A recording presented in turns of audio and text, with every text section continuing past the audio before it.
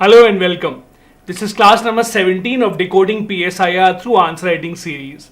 As you know, in this series, every Monday, Wednesday and Friday at 4 p.m. we have a class where we take up a previous year question from PSIR, read that topic in detail, try and understand what that topic is, and then try and write that answer, so that we can actually revise whatever we have studied, or we can also learn new concepts. This is extremely important because in the theory part specifically, the UPSC does tend to repeat a lot of questions in the PSIR optional specifically. Before we begin, again reminding you, if you have not hit the subscribe button, please do hit that right away and also do like the video. I have received a lot of queries about PSIR comprehensive course, and I've decided to launch that starting from the 24th of June.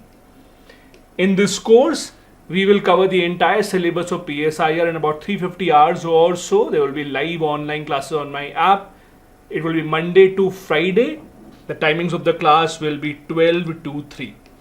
Apart from teaching, you will also get access to the recorded classes so that you can watch it later. I'll also give you all the PDF notes so that you don't have to refer to any other book as such.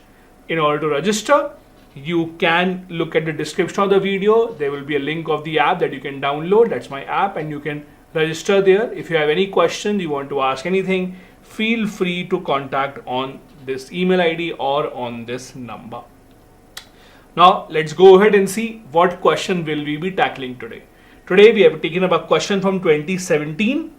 It was a long 250 word limit question. It was a difficult question because it is not a very common topic.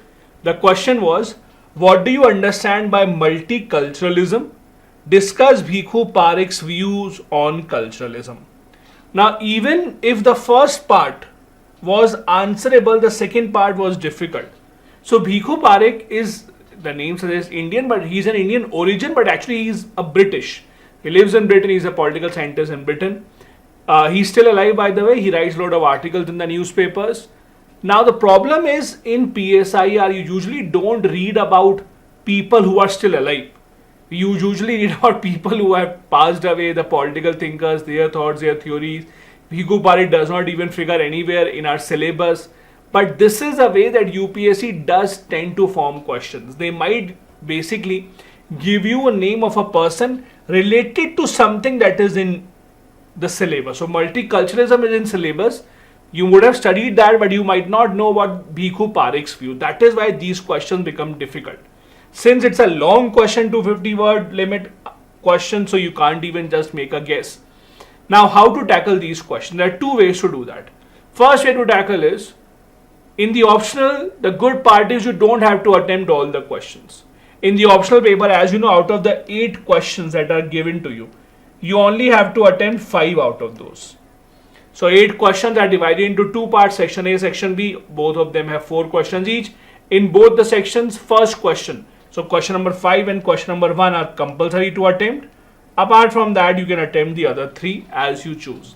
So a lot of people might avoid this question because of this second part, because you would not know about Bhikhu Parikh.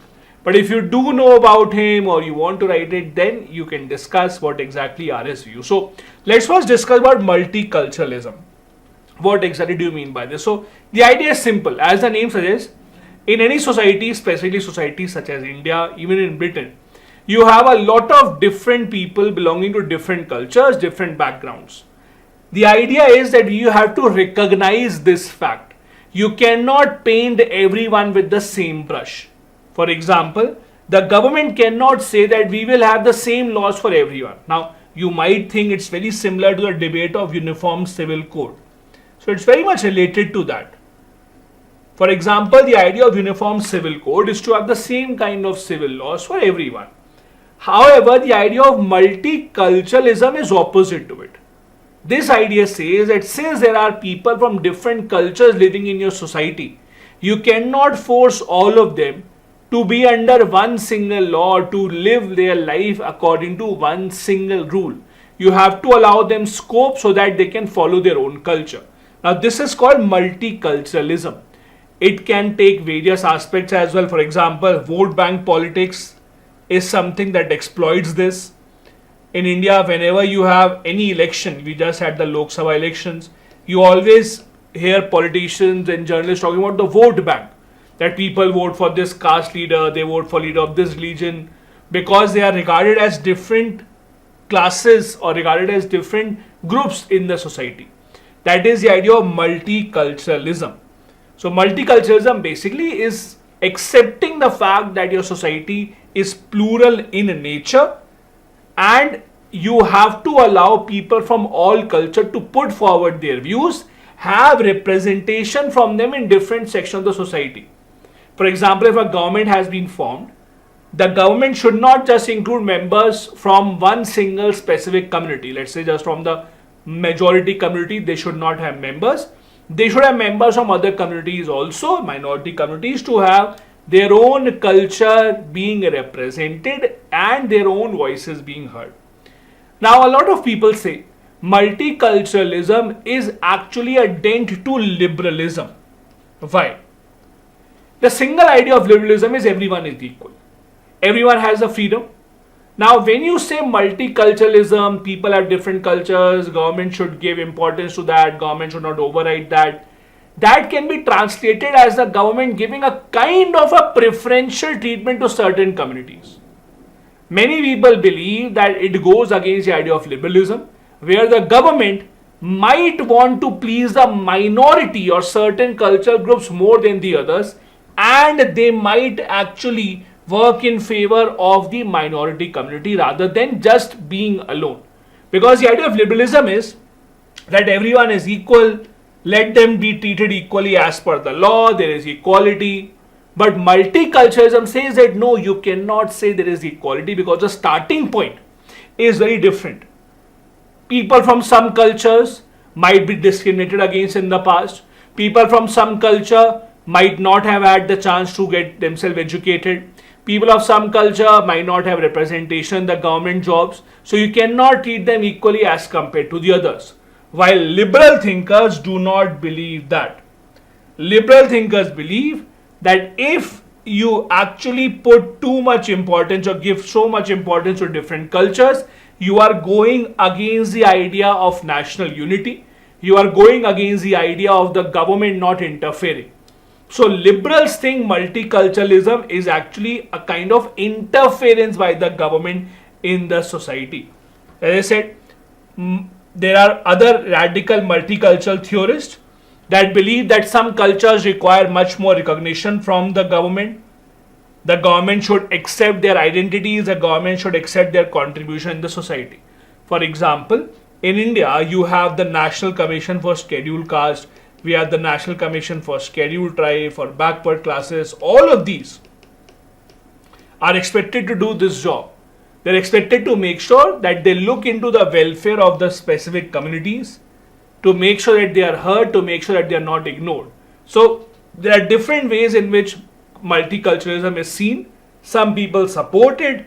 Some people who believe that there should be a diverse society and the government should not try to bring it all together just in the name of having unity. Those people support multiculturalism. While others who believe that the government should give equal treatment, the liberals mainly, are not so much in favor of multiculturalism. There are mainly two challenges to multiculturalism and this thinking. The first challenge is privileges of certain groups may be given priority over the national common good. Some people believe that the government might look into the interests of the minority so much that it might overlook the interests of the majority. So one single community, one single member, some minorities, their interest would become so important that rather than the government actually focusing on everyone's good or on common good or unity, they would focus on the interest of the minorities. Second challenge is that it undermines the notion of equality. That in a society everyone should be treated equal. And again, this is not an easy debate. It's a debate of the Uniform Civil Code as well. Should you treat everyone equally? Or because everyone has a different culture, you should respect their culture rather than forcing an equal or the same kind of law over all of them. These are the two major challenges to multiculturalism, or two major criticism rather. First, too much preference to certain cultures, too much preference to certain groups would lead to preferential treatment given to minorities over national good. And second, not equal treatment would lead to inequality in the society.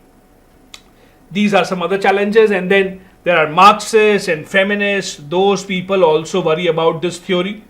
They have their own differences. They believe that rather than grouping people into different cultures, Marxists believe you should always group people into the working class and the ruling class or the industrialist class, while the feminists always believe that you should group people into males and females rather than into different cultures. So there are different criticisms of people or of different thinkers, how they look into multiculturalism. Now let's come to the second part, the part of Bhikhu Parekh. So Bhikhu Parekh, as I said, well-known political thinker. He still writes articles in the newspapers, in the editorials. He lives in Britain. He's a British citizen. A few years back, he wrote this book called Rethinking Multiculturalism, and that is his connection with this question. He wrote this book, Rethinking Multiculturalism, and that brought a lot of debate about multiculturalism. So what are his views about multiculturalism? Now his views are, he talks about the fact that yes, multicultural or cultural diversity is a fact in Britain as well. So in countries like Britain, you have a lot of immigration. People from all around the world settle in US, UK, Canada, Australia, hoping for a better life. A lot of Indians have also gone to UK. Bhikhu Parekh himself is an Indian origin person. So a lot of people of different cultures have come and settled in UK. So multiculturalism rather is actually a well-known fact. However, he believes that you cannot just give priority to one culture over the other, because if you keep on focusing on specific cultures, it might lead to its own kind of unrest in the society. He believes that you cannot avoid aspects of multiculturalism values. You cannot just focus on education, gender values and separation. There are many other things to different cultures that you have to look into. He criticizes those who basically focus too much on majority versus minority debate. He also says that it is not multiculturalism, rather is not really against liberalism. Both of these can coexist together. He also believes that the idea of separation of government with religion is never really a reality. You cannot really have a proper separation between the government and the religion. They will always come in the way of each other. These are some of the thoughts that he had actually written about. Now, this is what we needed to know. We have enough content now to write the answer about what the UPSC had asked. So again, the question was, what do you understand by multiculturalism? So first you'll write about it, you'll write about its challenges, its contradictions, and then in the second part, discuss the views of Bhikhu Parekh on multiculturalism. So we'll start. First, again, we'll write specifically about multiculturalism, about how there are different cultures and there has to be an approach that is not just same for everyone. There has to be recognition of minority rights. Multiculturalism suggests that we should not go for universal laws or universal citizenship. We should rather respect and make laws and rules with respect to different cultures. You can again give examples of Dalits in India, how their rights are different, and it has happened. For example, in India, a lot of tribal communities have been given the right to self-rule. They have their own laws, they have their own ways. Their Gram Sabha, Gram Panchayat works in a different manner. We have the PSIR law, we have the 5th and the 6th schedule. All of these are examples of government recognizing different cultures and their different rights. Then we talk about Bhikhu Parekh, how he talked about the fact that you cannot neglect the presence of different cultures. Culture is an intrinsic part of any person's community, any person's personality. However, you cannot just focus on one single group.